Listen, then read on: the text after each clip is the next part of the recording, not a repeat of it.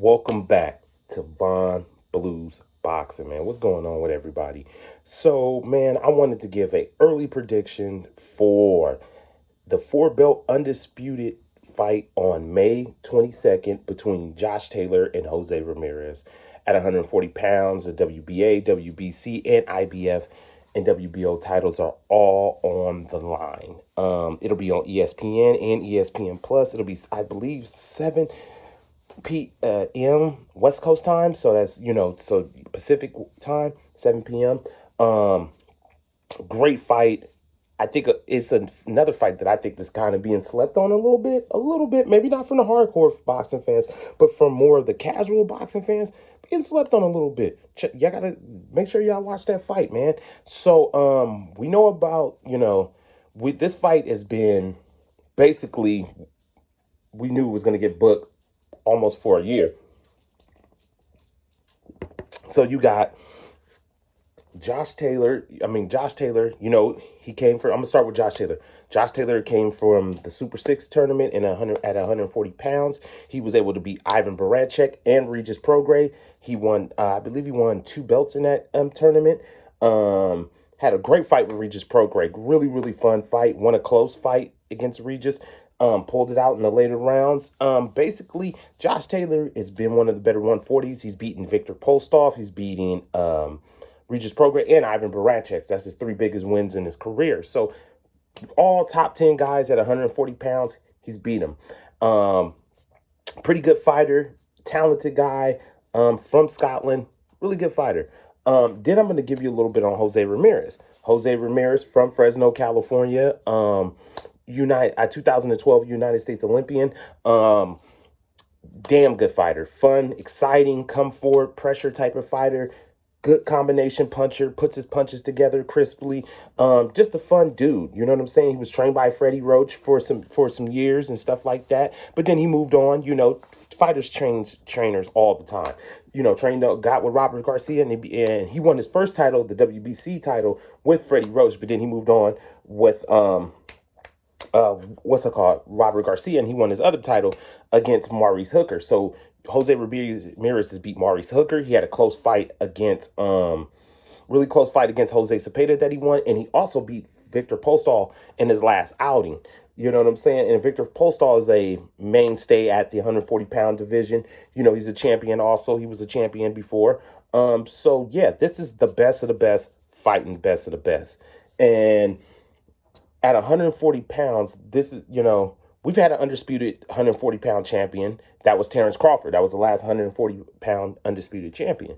So with this fight, we're going to get a really, really, really fun, exciting, high-level skill type of 140 pounds fight. And I can't emphasize how much I want the boxing world to watch this fight. Hardcore boxing fans, casual boxing fans, maybe once in a year boxing fans. I really, really want people to watch this fight. I wanted to do some good ratings because as boxing fans, especially hardcore boxing fans, we always want to see unification bouts, undisputed bouts. We complain about it, we cry and whine about it. Here's this year, this year it looks like we're going to have 3 4-belt undisputed bouts. So we can't sit here and say that boxing doesn't always deliver. It delivers in the way that it delivers, which is nowadays, most of the unification bouts and undisputed bouts, the fighters are under the same promotion. You know what I'm saying? Cross promotion doesn't happen as much in boxing. Never really has. When you think about it, when you think about the history of boxing, cross promotional and cross networks don't really work with each other like that. So when they do work with each other, it has to be financially good for both networks. You know what I'm saying? They have to see the dollars in that fight. And most boxing promotions, they want to keep all the money on their network and their boxing promotion. So, like, for example, right now, Jose Ramirez is a top-ranked fighter. Josh Taylor is with Queensberry, which is ran by Frank Warren, and he works with NTK Global, which show their fights in America on ESPN or ESPN Plus. So, this is how we see unification bouts and undisputed bouts nowadays in boxing. But let me get back to what I was talking about. So, this the keys for this fight, in my opinion, from watching these guys fight throughout the years, I'm going to start with Jose Ramirez. The keys for Jose Ramirez in this fight to me is to use his jab. Jose Ramirez doesn't really use his jab as much. He feints his way in, he slips his way inside.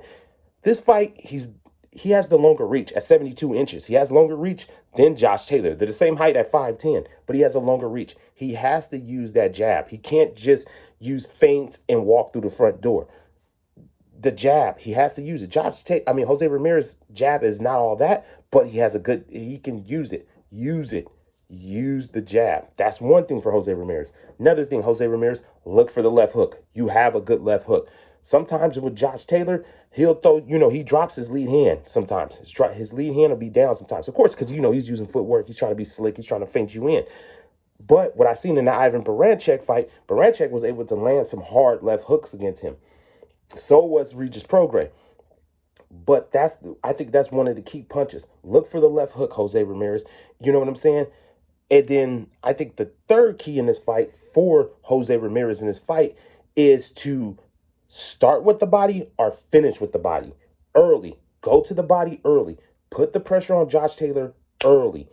Because sometimes Josh Taylor can start off fast, but then sometimes he can start off slow. So start early, Jose Ramirez, and look for the body. Start with the body or end with the body. Take the wind out of his sails. Try to start taking the wind out of his sails, because I believe Josh Taylor is going to try to use movement against you. But that's the three keys in my opinion, and from watching Jose Ramirez and Josh Taylor box through the years, I think that's the keys for victory for Jose Ramirez. And that's my keys for victory. Now, for Josh Taylor, the keys to victory for Josh Taylor: footwork, movement. Jose Ramirez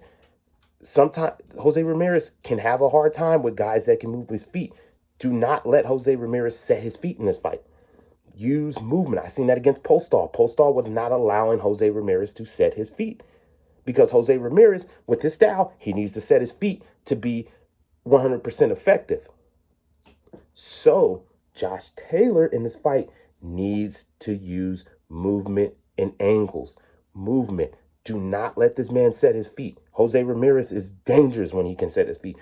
When he sets his feet, he's coming with some heat. He starts with that left hook to the body, come up with that right hook to the top, or Jose Ramirez a step back, boom, boom, bam, overhand right. He's deadly, man. That man at 140 pounds, he's deadly. So that's one of the keys, Josh Taylor. Make him move his feet. Another key in this fight for Josh Taylor, in my opinion, he needs to come out the gates a little quicker. Take the rounds earlier. Come out the gates a little quicker. But then later on, box. But in another key to me, and I know I just said this, which people are going to laugh. They were like, when you say come out early. But another key, know when to slow the pace. Control the distance and control the pace. That's going to be a key for Josh Taylor. Control this pace. Slow this fight down. Don't turn this into a war. Turn this into a boxing match. Start off fast so you can get some rounds early. But then, I think 5th, 6th round, slow it down, Josh. Start boxing. Use your feet. Make a move around. Make a miss. You know what I'm saying? Look for counter-punching opportunities. That's another key for Josh Taylor. Counter-punch. Look for counter-punching opportunities. Get Jose to throw when he doesn't want to throw. That's the key. Get him to throw when he wants to throw, because sometimes Jose will throw and he'll get off balance a little bit. You can catch him with something in those and during those exchanges. Slow the pace down once it gets to the mid-rounds, if it makes it to the mid-rounds. So those are the keys, in my opinion, from watching Josh Taylor and Jose Ramirez. I could be totally off on my keys and stuff, but I'm just giving my ideas and my opinions on what I think that Jose Ramirez and Josh Taylor need to do in this fight in order for them to be successful. Now it's time for the prediction. I went back and forth with this for a while between Jose Ramirez and Josh Taylor, who I think is going to win this fight. And I think that Josh Taylor will become the undisputed world champion in this fight. I believe it will be a close decision. I believe the fight will be close. Josh Taylor won't blow Jose Ramirez out. It's going to be a very close fight. But I can see Josh Taylor in those later rounds being able to make adjustments. Josh Taylor is good at making adjustments. I've watched him throughout his career. I think that'll be the key in this fight for Josh Taylor. The key to his victory is he will make the right adjustments to win this fight. And I think he'll win a close decision. I don't think he's going to blow out Jose Ramirez. I don't think he's going to stop Jose Ramirez. I'll be shocked if he did. Or Jose Ramirez stopped Josh Taylor. I'll be shocked. But I'm going with Josh Taylor. I think Josh Taylor will become the 4-belt undisputed champion. Now, if I'm wrong about this, guys, come back to the videos. Come back to the video, and y'all can get on me in the comments. You know what I'm saying?